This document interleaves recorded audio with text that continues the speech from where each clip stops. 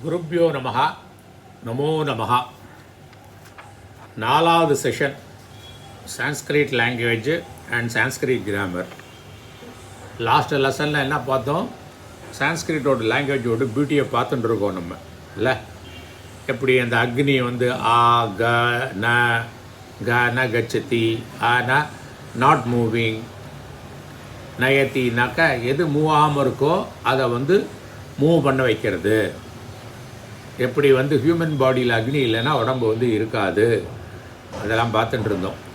பார்த்துட்டு இருக்கும்போது இந்த டிஃப்ரெண்ட் வேர்டு, ஒரே வேர்டு வந்து டிஃப்ரெண்ட் கான்டெக்ட்ஸில் எப்படி யூஸ் பண்ணுறாங்க அப்படி யோசிக்கும்போது, பிரம்ம யஜ்யம் சொல்லிட்டு நித்திய கர்மா டெய்லி பண்ணணும். மத்தியானம் சந்தியாந்தனம் பண்ண அப்புறம் பிரம்ம யஜ்யம் பூனல் போட்டவா எல்லாரும் பண்ணணும். அப்போது நம்ம அங்கே தர்ப்பணம் பண்ணுவோம். யாருக்கெல்லாம் பண்ணுவோம்? தேவர்களுக்கு பண்ணுவோம், ரிஷிகளுக்கு பண்ணுவோம், முன்னோர்களுக்கு பண்ணுவோம். இவங்கள்ட்டெல்லாம் நம்ம கடன் வாங்கிட்டு வந்துருக்கோம்ல, அப்போ அவங்கள திருப்திப்படுத்தணும்ல. ஸோ அது தர்ப்பணம் பண்ணுவோம். அது டெய்லியே பண்ணணும். பண்ணினா நல்லது.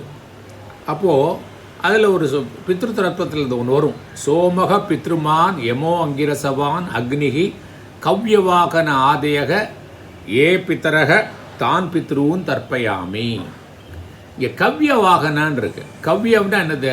அந்த முன்னோர்களுக்கு கொடுக்கக்கூடிய ஆப்லேஷன்ஸ், ஆஃபரிங், அதை கொண்டு போகிறது அக்னி. ஸோ அக்னி இன்னொரு பேர் இருக்குது. அதை வந்து டக்குன்னு நான் வந்து சொல்லணும்னு, கவ்ய வாகனகன்னு. எவ்வளோ பியூட்டிஃபுல்லாக இருக்குது பார்த்தீங்களா? ஒரே வேர்டு வந்து அப்படியே இந்த அக்னிக்கே, ஃபயருக்கே எவ்வளோ வேர்டு கொடுத்து இந்த கான்டெக்ஸ்டுவலாக எப்படியெல்லாம் பண்ணுறா பாருங்க. இப்போ நம்ம திரும்ப நம்ம பயணத்தில் கண்டினியூ பண்ணுவோம். முகம் வியாக்கரணம் புரோக்தம். முகம் அந்த கிராமர் தான். முகம் அப்படின்னா அர்த்தம் வெரி இம்பார்ட்டன்ட் தான் Sanskrit grammar. The important aspect of any language என்னது? கிராமர் தான். இலக்கணம் தான் ஒரு லாங்குவேஜோட இம்பார்ட்டன்ஸ். ஓகே. சப்தானாம் அனுசாசனம் வியாக்கரணம். இந்த words discipline R words regulations இருக்குல்ல, அந்த வேர்டுகளை எப்படி வந்து கரெக்டாக முன்னால் பின்னால் பண்ணணும் அப்படிங்கிறது இருக்குல்ல, அந்த ரெகுலேட் பண்ணுறது, அது டிசிப்ளின் பண்ணுறது, அதுதான் கிராமர், அதுதான் இலக்கணம். மகாபாஷ்யம் வா பட்டனீயம். மகாபாஷ்யங்கிறது நம்ம பார்த்தோம் இல்லையா, பதஞ்சலி வந்து பண்ணியிருக்கிற கமெண்ட்ரி. எது மேலே? அஷ்டாத்தியாயி மேலே அவர் எழுதின உரை, விளக்க உரை. அதை படிக்கணும். அது படிக்க வேண்டியது, படிக்க தகுந்தது. மகாராஜ்யம் வா சாசனீயம். ஒரு கண்ட்ரியை ரூல் பண்ணணுன்னா ரூல் பண்ணுறோம் அப்படியா, எம்பரரை ரூல் பண்ணணும் இல்லையா? எப்படி ஒரு மகாராஜ்யத்தை ரூல் பண்ணுறது இம்பார்ட்டண்ட்டோ, அதில் பெருமை வாய்ந்ததோ, அதை மாதிரி இலக்கணம் படிப்பதும் ரொம்ப பெருமை வாய்ந்தது அப்படிங்கிறது. தஸ்மாத் சர்வ பிரயத்னேன வியாக்கரண பட்டுகு பவ. அதனால் எல்லா முயற்சியும் எடுத்து இலக்கணத்தில் நல்ல ஒரு கெட்டிக்காரனா, புத்திசாலியாக இருக்க வேண்டுங்கிறது தான் இந்த வேர்ஸ் சொல்கிறது. ஏகக சப்தக பிரஜாத்தக சுப்ரயுக்தக ஸ்வர்கே லோக காமதுக் பவதி. ஒரு வேர்டு பேசினாலும் அது சரியாக பேசினாக்க இந்த உலகத்துலேயும் சொர்க்கத்துலேயும் அப்படியே நம்ம நம்மளுடைய வேணுங்கிறதெல்லாம் கொடுக்கும். காம துக்குன்னா விஷ் ஃபில்லிங் ட்ரீ மாதிரி, விஷ் ஃபில்லிங் ஒரு காமதேனு இருக்குல்ல, அந்த பால் கொடுக்குமே, வேணுங்கிறதெல்லாம் கொடுக்குறது பசு இருக்கிற மாதிரி ஒரு வேர்டு லைஃப்லேயே அப்படி தானே. நம்ம பேசுகிற பேச்சு ஒரு வேர்டு பேசினாலும் அதுக்கு நிறைய பலன் இருக்கிற மாதிரி இருக்கணும்னா அந்த இலக்கணங்களை தெரிஞ்சுக்கொள்ள வேண்டியது ரொம்ப இம்பார்ட்டண்ட்டாக இருக்குது. அப்புறம் இன்னொன்று என்ன சொல்கிறாங்கன்னா, ஆரப்தம் உத்தம ஜனாக ந பரித்யஜந்தி. ஒன்று ஆரம்பிச்சுட்டாக்க நல்லவங்க விட மாட்டாங்க. அப்போ நம்ம இதை ஆரம்பிச்சிட்டோம், இதை வந்து கண்டினியூ பண்ணணும். நம்மளுடைய இப்போ ப்ரெசன்ட் லெவலில் எவ்வளோ இருக்கோ, எவ்வளவு ப்ரிப்பேர்ட்னஸ் இருக்கோ, இன்ட்ரெஸ்ட் எடுத்துகிட்டு படிக்க முடியல. என்னுடைய பர்சனல் எக்ஸ்பீரியன்ஸ் உங்களோட எல்லாமே அப்படி தான் இருக்கும். ஒன்று ஆரம்பிக்கும்போது, ஏதாவது ஒரு போஸ்டிங் பண்ணணும்னு ஆரம்பிக்கும்போது ஒரு புல்லட் பாயிண்ட்ஸ் வரும், அதெல்லாம் எழுதி வச்சுப்பேன். அப்புறம் போக போக போக போக ஐடியா கிடைக்கும். ஆர்கனைசேஷன் அப்படி தான் இருக்குது. ஒன்று ஆரம்பிப்பாங்க, ஒன்று ப்ரொடியூஸ் பண்ணணும் ஆரம்பிப்பாங்க. எல்லா ஆர்கனைசேஷன், சக்ஸஸ்ஃபுல் ஆர்கனைசேஷன்லாம் பாருங்கள் எப்படி ஆயிருக்குன்னு. They should be open. அந்த நம்ம பண்ணிகிட்டே இருக்கும்போது முன்னேற்றங்கள் அல்லது ஏதாவது இம்ப்ரூவ்மெண்ட்ஸ் இருக்குனாக்கா அதை பண்ணிகிட்டே இருக்கணும். அப்படி தான் ஆகும்.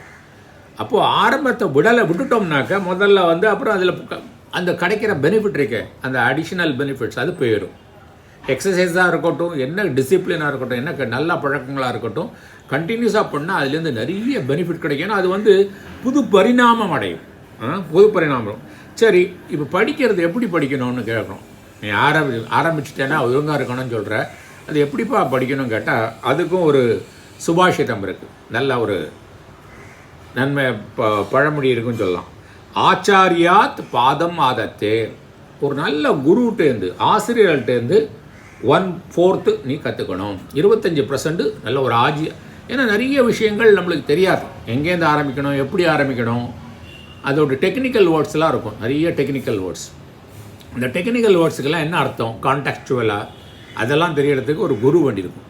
ஸோ இந்த ஆசிரியர் வந்து என்ன செய்யணும், 25% அவர்கிட்டேருந்து ஹெல்ப் எடுத்துக்கோ. பாதம் சிஷ்ய ஸ்வமேதையா. உன்னோட புத்தியை யூஸ் பண்ணி, சொந்த புத்தியை யூஸ் பண்ணி நீ ஒரு 25% நீ கற்றுக்கணும். வாத்தியாரையே எல்லாம் சொல்லணும் இல்லை, அவர் சொல்லிக் கொடுத்ததுக்கப்புறம் நம்மளே 4 புக்கை பார்த்து 4 பேர்கிட்ட கேட்டு அது பண்ணணும். அப்புறம் பாதம் ச பிரம்மச்சாரிபிய, நம்ம கூட படிக்கிறவங்களோடையும் டிஸ்கஸ் பண்ணி அவங்கள்ட்டேருந்தும் கற்றுக்கணும். அப்புறம் பாதம் காலக்கிரமேனச்ச, இது ரொம்ப இம்பார்ட்டண்ட். ஒரு படிப்பில் வந்து நம்ம கண்டினியூஸாக எஃபர்ட்ஸ் போட்டுகிட்டே இருந்தோம்னாக்கா, நீங்கள் சான்ஸ்கிரிட் கிராமரில் எல்லாமே பார்த்தேன்னா முதல்ல ஒருத்தர் கேட்கும்போது அந்த சார் சொல்கிறது ரொம்ப கஷ்டமாக இருக்கிற மாதிரி இருக்கும். நம்ம திரும்ப திரும்ப கேட்கும்போது ஒரு 5ஆந்தரம் 4ஆந்தரம் 3ஆந்தரம் கேட்கும்போது வாத்தியார் நல்லா சொல்லிக் கொடுக்குறாரு. அது அவர் சொல்லிக் கொடுத்த அதே லெக்சர் தான், ஆனால் நம்மளுடைய புரிதல் கூடிடுது. லாங்குவேஜாக இருக்கட்டும் அப்படி தானே அவர் ஹேண்டில் பண்ணுறது. அல்லது பப்ளிக் ஸ்பீக்கிங் முதல்ல பண்ணும்போது எவ்வளோ கஷ்டமாக இருக்குது.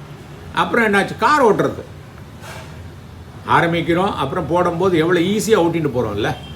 அதை மாதிரி அந்த காலக்கிரமேன அப்போ 25% குருட்டேருந்து கற்றுக்கணும், ஆசிரியர்கிட்டேருந்து கற்றுக்கணும், தகுந்தபடியாக கற்றுக்கணும்.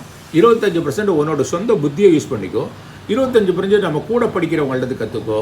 25% அப்படியே ப்ராக்டிஸ் பண்ணிகிட்டே இருக்கும்போது குட் ப்ராக்டிஸ் வந்து மேக்ஸ் அவர்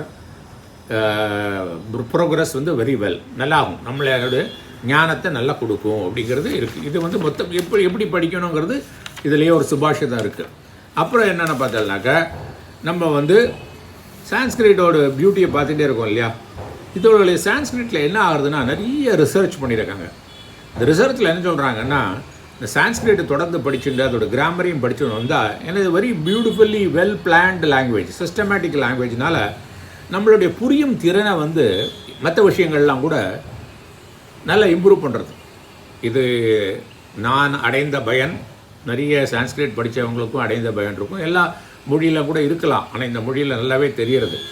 இது ரிசர்ச்சும் பண்ணியிருக்காங்க.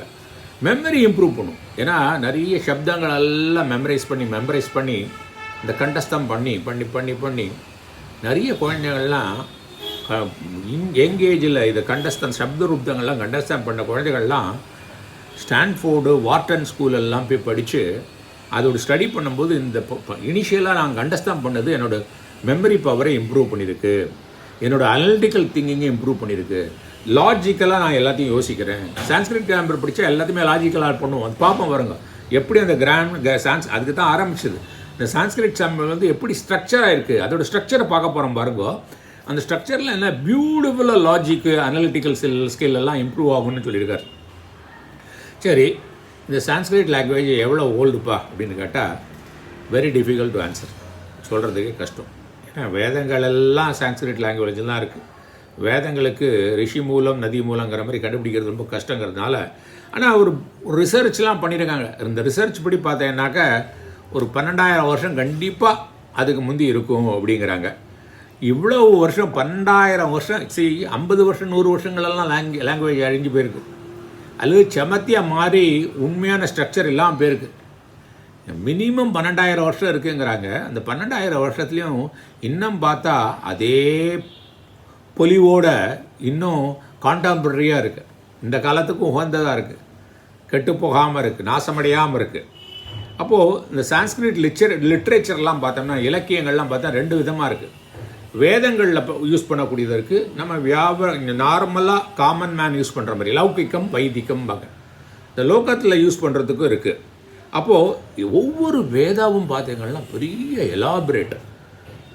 ஒவ்வொரு வேதம் 4 வேதம், அப்போ தான் ரிக்வேதம், யஜுர்வேதம், சாமவேதம், அதர்வண வேதம்லாம் பார்த்தோன்னா ஒவ்வொன்றும் எலாபரேட். அது மாதிரி ஒவ்வொரு வேதத்துக்கும் உபனிஷதங்கள் உண்டு. உபநிஷதங்கள்னால் வேத அந்தங்கள் உண்டு. இந்த ஃபிலாசபி உண்டு, வேத ஃபிலாசபியெலாம் உண்டு. இந்த புராணங்கள், இதிகாசங்கள், காவியங்கள், சாஸ்திரங்கள்லாம் வருது. எல்லாத்துல லௌகிக லிட்ரேச்சரில் வருது அது. அப்புறம் உபவேதா லைக் ஆயுர்வேதா, தனுர்வேதாலாம் இருக்கு இல்லையா, அதுவும் லௌகிக லிட்ரேச்சரில் தான் வருது. அப்போது இந்த சாஸ்திரங்கள்லாம் அதில் என்ன இருக்குது, அதில் இருக்கிறது என்னென்னு கேட்டால் கிராமர் இருக்குது, லாஜிக் இருக்குது, அஸ்ட்ரானமி இருக்குது, வாஸ்து சாஸ்திரம் இருக்குது, எப்படி ப்ரொனன்சியேஷன் பண்ணுறது, சிக்ஷா சாஸ்திரங்கள்லாம் கூட இருக்குது.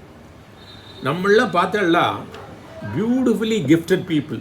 நம்மளுடைய லீனியேஜ் எல்லாம் பார்த்தா நம்ம டிசெண்டன்ட்ஸ் யாருன்னு பார்த்தா ஒரு சிவிலைசேஷன் வந்து பிரில்லியன்ட் சிவிலைசேஷன்லேருந்து தான் வந்திருக்கணும். நம்ம ஒன்றும் புதுசாக நம்ம கண்டுபிடிக்கலை. இந்த ஜெனட்டிக்கலி நம்மளுக்கு ஒரு அட்வான்டேஜ் இருக்குது நம்ம பாரதியர்களுக்கெல்லாம். அப்போது நம்ம ஆன்சஸ்டர்ஸ்லாம் பார்த்தோன்னா very advanced people, very very advanced people. இது ஒரு சர்க்கிள் வேணால் ஆகிட்டுருக்குன்னு நினைக்கிறேன் நான். ரொம்ப advanced people in every walk of life. ஒரு பர்டிகுலர் ஏரியாலாம் இல்லை. எங்கெல்லாம்னு பார்த்தோன்னா பயாலஜி எடுத்துட்டேன்னா சூப்பர் டூப்பர் அவங்க. அது ஹியூமன் பயாலஜியாக இருக்கட்டும், அனிமல் பயாலஜியாக இருக்கட்டும், அப்புறம் பொட்டானிக்கலாக இருக்கட்டும், they have done amazing job. இதெல்லாம் டெக்ஸ்ட்டு சான்ஸ்கிரிட்டில் இருக்குது. இதுதான் பியூட்டி ஆஃப் சான்ஸ்கிரிட். அப்போ எவ்வளோ ஓல்டு லாங்குவேஜ் பாருங்கள்.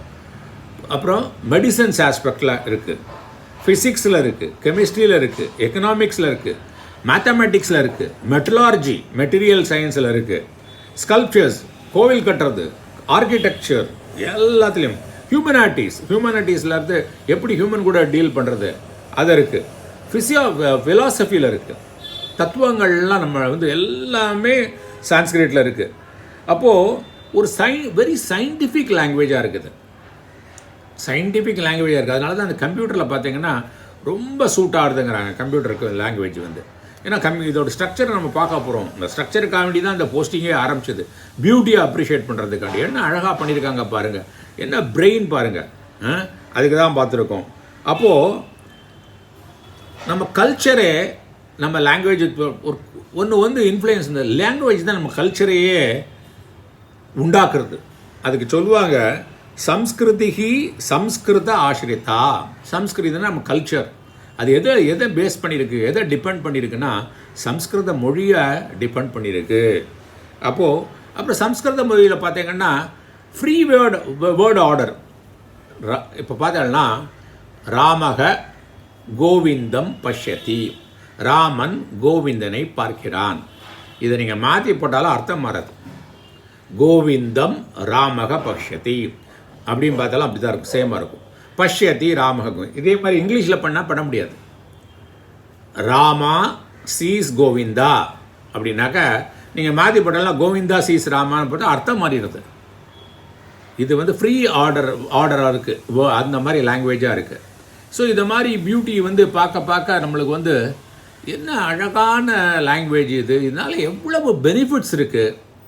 ஸோ எனக்கு ஒரு ஆசை என்னன்னாக்கா இவ்வளவு கிஃப்டை வந்து நம்ம வந்து நல்ல புரிஞ்சுண்டு அதை வேல்யூ பண்ணி குழந்தைகள்லேருந்தே சொல்லி கொடுத்தாக்க பயன்கள், நிறைய பயன்கள். நல்லா படிக்கவும் செய்யலாம்.